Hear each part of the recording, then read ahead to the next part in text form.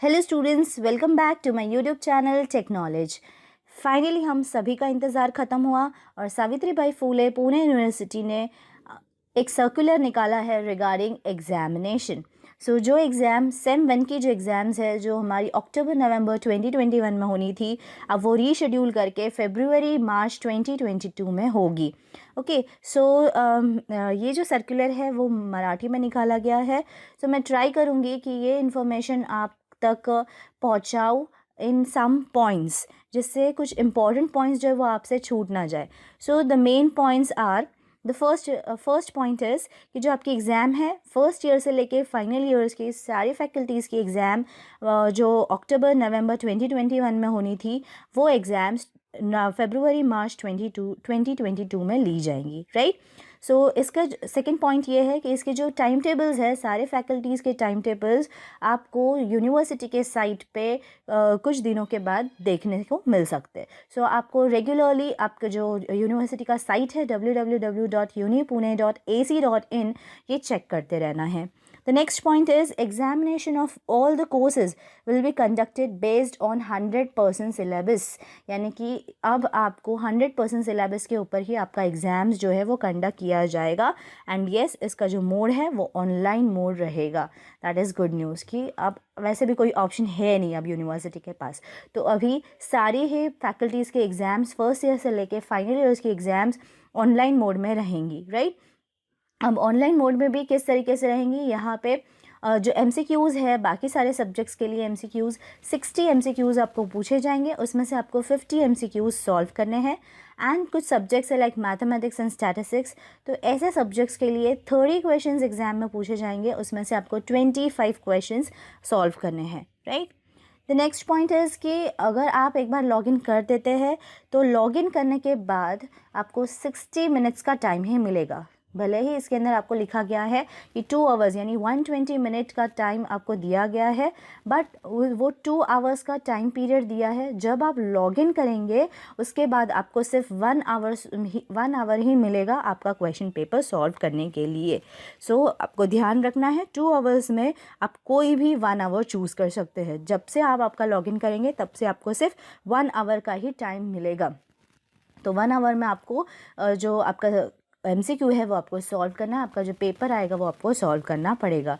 1 our के बाद अगर आपने नहीं भी सबमिट किया है तो वो ऑटोमेटिक सबमिट हो जाएगा जो भी आंसर्स आपने लिखे हैं उसके साथ।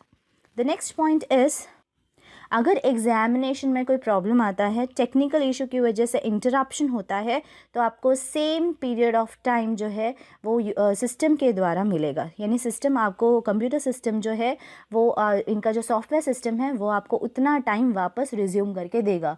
फॉर एग्जांपल, अगर 1 आवर के टाइम में अगर आपने 15 मिनट्स का टाइम कंप्लीट कर लिया था और उसके बाद कोई टेक्निकल इशू आया है तो आप अगेन लॉग इन करके आपको आपके जो प्रीवियस आंसर्स है वो सेव हो जाएंगे और बाकी के जो टाइम है वो आपको रीशेड्यूल करके मिलेगा, रिज्यूम करके मिलेगा बाय सिस्टम, ठीक है। सॉफ्टवेयर सिस्टम द्वारा ही आपको वो रिज्यूम करके मिलेगा। The next point is, university जो है आपका एग्ज़ाम का मॉक टेस्ट लेंगे एग्ज़ाम से पहले, ठीक है। तो मॉक एग्ज़ाम लेने वाली, मॉक टेस्ट कंडक्ट करने वाली है before 3 days of start of final examination.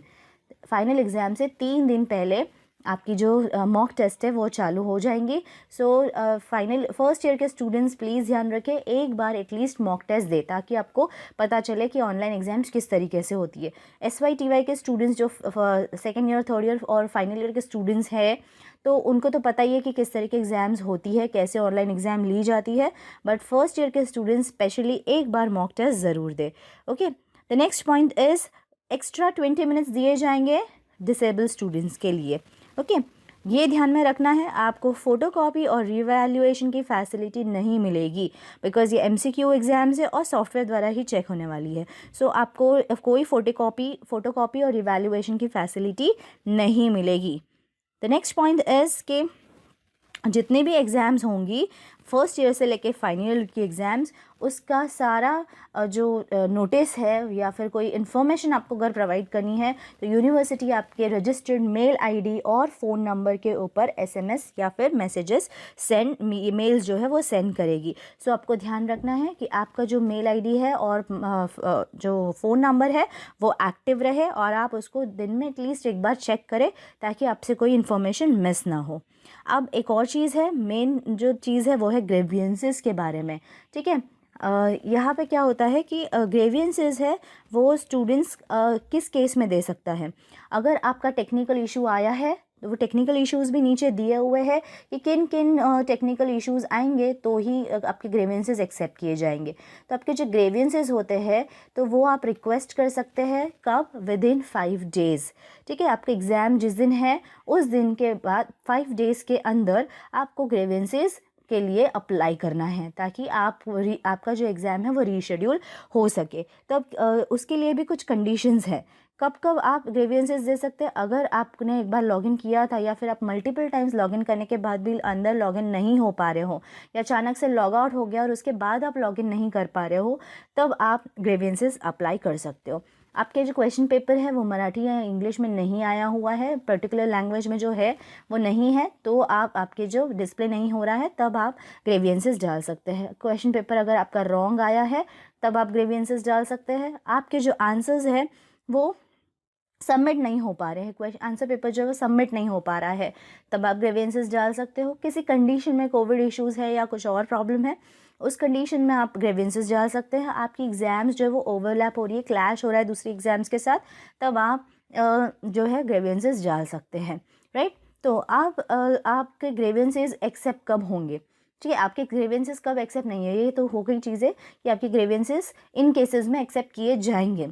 पर आपकी ग्रीवियंसेस रिजेक्ट कैसे हो सकती है? अगर आपके 60 क्वेश्चंस में से आपने 40 क्वेश्चंस अटैम्प्ट किए हैं और उसके बाद टेक्निकल इश्यूज़ आया है, तब आपके ग्रीवियंसेस एक्सेप्ट नहीं किए जाएंगे। Same for the maths and stats subject. अगर आपने 30 में से 20 क्वेश्चंस कर चुके और उसके बाद कोई टेक्निकल इशू आया है, तब आपका जो ग्रीवियंस है उस केस में एक्सेप्ट नहीं किया जाएगा। एक और इम्पॉर्टेंट बात, एग्ज़ाम्स जो है प्लीज़ आप ईमानदारी से दें। अगर कोई अनफेयर मीन्स करते हुए पकड़ा गए और ऑनलाइन एग्ज़ाम्स के द्वारा ऑनलाइन एग्ज़ाम्स के टाइम पे अगर आप कोई अनफेयर मीन्स करते हुए पकड़ा गए तो आपके ऊपर स्ट्रिक्ट एक्शन लिया जाएगा।